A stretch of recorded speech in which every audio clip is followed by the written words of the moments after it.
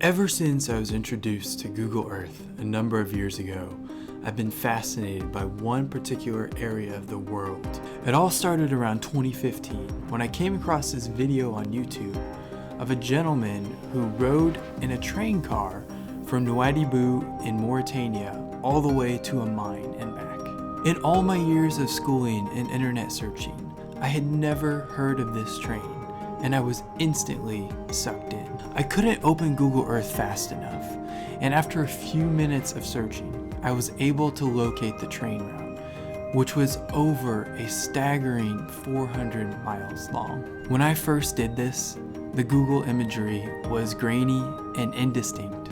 But now in 2024, it is mind-boggling how clearly we are invited into this space from the comfort of our homes anywhere in the world. Following the train route east towards the mine, I identified one of the most interesting pieces of engineering that I've ever encountered, the Choum tunnel. Now you might be thinking, it's just a tunnel, Joe.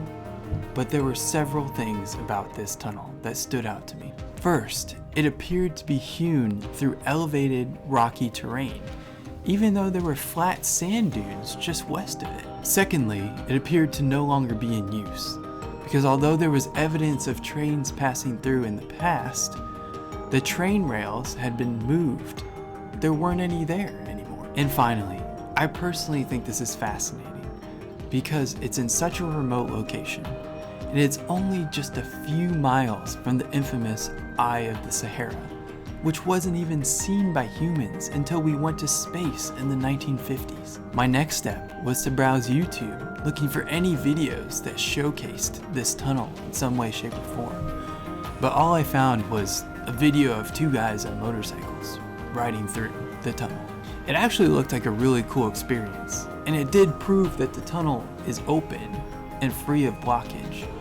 But it didn't do anything in the way of satisfying my curiosity for why the tunnel exists. So I dove headfirst into everybody's favorite, internet research. Now I know what you're thinking. You can't trust everything that you see on TikTok, Joe. And you would be correct. I actually went and read several academic papers from the mid-20th century on this region, including one that's now unclassified by the US Department of Defense. And I uncovered some fascinating information which no school is teaching and no one is talking about. To truly understand the Choum tunnel, I need to set the stage with some background information that I discovered from my research. Unfortunately, the recent history of this region is marked by European colonialism and opportunistic ventures that have probably benefited Western civilization way more than the local African population. In fact, Mauritania was controlled by France all the way up until 1960, when it officially gained its independence. Basically, the French had a garrison set up at Fort Gourad, which is modern-day Frederick. Apparently, sometime in 1934, some of these gentlemen became bored with garrison life and started exploring. And what did they find just a few miles east of the fort, you ask? Well, only one of the largest known iron ore deposits at the time. And in case you live under a rock, iron ore is essential towards our modern day life. It plays a huge part in the metals that we use as a society on a daily basis. Of course, they didn't know how much that they had found. And it wasn't until World War II wrapped up in 1945 that mineralogical surveys were finally done to ascertain the volume of this deposit. After all, World War II had brought a bigger spotlight to Northern Africa. Apparently, the French were now convinced of its viability, and a group of French investors partnered with some industrial groups, anonymous, from who knows where around the world, to form an organization called Mi Firma, which then created a prospectus to begin mining operations. Now, Mi Firma stands for this. I'm not going to try to pronounce it. But as you can see, it seems very anonymous. We don't know much about it. But you still can locate their original prospectus from 1960 online and read about their plans to transport 6 million tons of iron ore every year from this mine. Now 6 million tons, or 12 billion pounds, is a staggering number and speaks to the insane nature of this investment. But it also gives us insight as to how the originally 394-mile railway was justified. Speaking of long railways, Port d'Étienne was actually not the first place considered to export the majority of this iron ore. In fact, in 1959, Port d'Étienne, which is now Nouadhibou, was a sleepy little fishing town with a single dock and a population of roughly 2,500 people. Mi Firma wanted to build the railway from the mines all the way to Villa Cisneros on Ria de Oro Bay, which is now Dakhla. This would have been a much shorter 247-mile route, a savings of about 150 miles on both the construction side up front and on the operations side moving forward. But this is where colonialism came back to bite the French. You see, in some areas of Africa, the country borders hadn't changed much since the Berlin Conference at the end of 1884 and the beginning of 1885, which is mind-blowing. Berlin Conference, by the way, though not the impetus for European colonialism, it had started well before then, aided in setting boundaries that helped exploit the African continent, and it remains a shameful piece of European history. Back to the lines of demarcation. If you take a look at Cape Blanc Peninsula, you can see that it's split basically right down the middle, with the west being controlled formerly by the Spanish, and the east side being controlled by the French. This border continues east into the Sahara Desert, with basically the same border set in place 138 years ago. The thing is, France and Spain have never really gotten along together, and grudges aren't given up easily. Apparently, the Spanish had excessive demands for the French. If they continued the railway through Spanish-controlled Western Sahara into the port of Dakhla. I assume these demands were financial in nature, and the French were having none of it. They simply put up the middle finger. Hey, we'll build the additional 150 miles, and we'll keep all of the profits. By the way, imagine how upset Spain must have been when the French announced they had discovered this massive mine with 140 million tons of hematite ore just a few miles east of their shared border. A border that is questionable in and of itself. Somebody at the Berlin Conference in 1885 must have had some insider knowledge. Anyways, with Mi Firma securing a $65 million loan, which is now worth this much, and putting down an original $5 million investment, which is now worth this much, it was off to the races in 1961, and this is where the Choum tunnel comes in view. You see, Mi Firma had one problem when it went to plan and construct its interstate route. Over here near Choum, the terrain became very rocky and difficult to maneuver, let alone construct a railway. Apparently, they tried to backtrack with Spanish authorities and requested a route through a tiny sliver of Spanish-controlled Western Sahara, which is the route you see the railway take today. But Spain was having none of it. Frankly, I don't blame them. Have you ever been insulted by someone only for them to attempt to negotiate with you later? It's a deal breaker. So France began the arduous process of blasting a hole through the Choum escarpment. I wasn't able to find any figures on what Mi Firma had to spend additionally to create the Choum tunnel, but based on my personal experience in construction, it had to have been a significant expense, and in my estimation probably increased the construction costs of that portion of railway at least 10 times, maybe up to 100 times. It likely entailed the use of dynamite, some sort of blasting. I'm not an expert on it, but it was expensive. The construction was finished in 1963, and the railway route from the mine to Port d'Étienne started running shortly after. The Choum tunnel has been dubbed by many to be a monument to European stupidity in Africa. And as an American, I find this hilarious.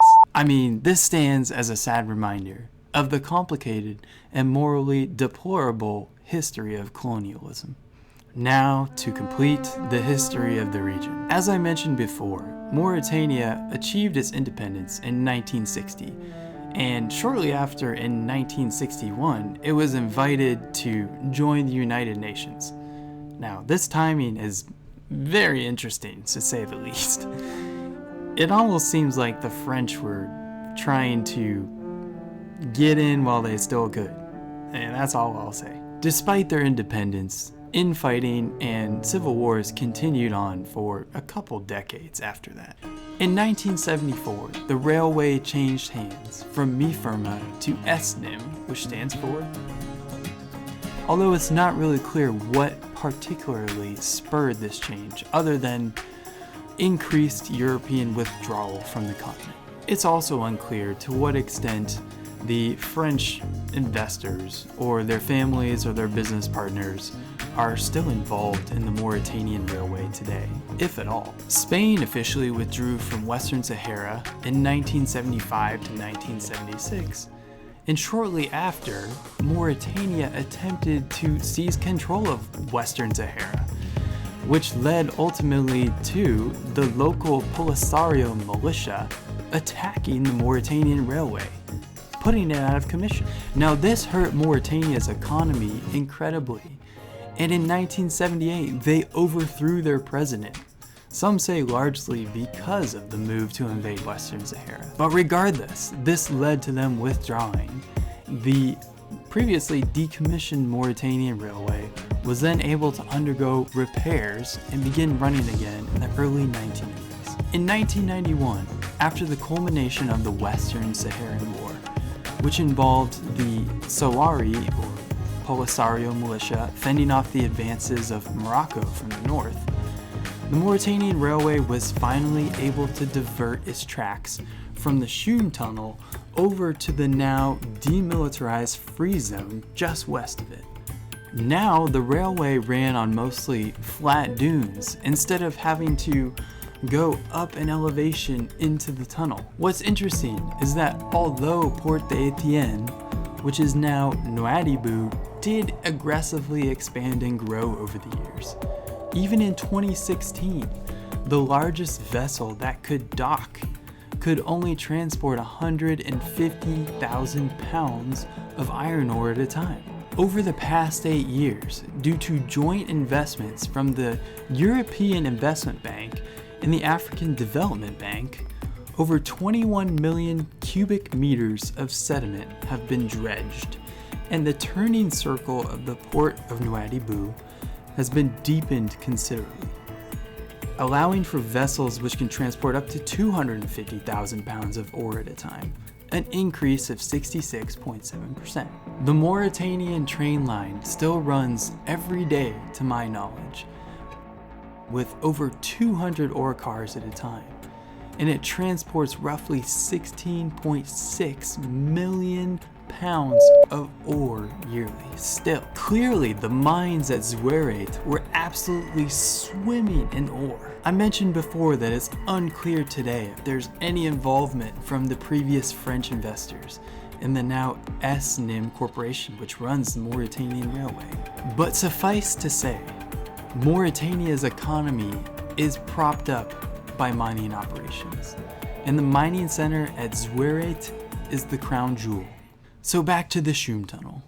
From 1963 to 1978, and from the early 1980s to 1991, the tunnel proved to be the saving grace of the daily Mauritanian Railway iron ore train. Although expensive at the time, it has proved to have a tremendous return on investment, and has paved the way for Mauritania to expand its gross domestic product.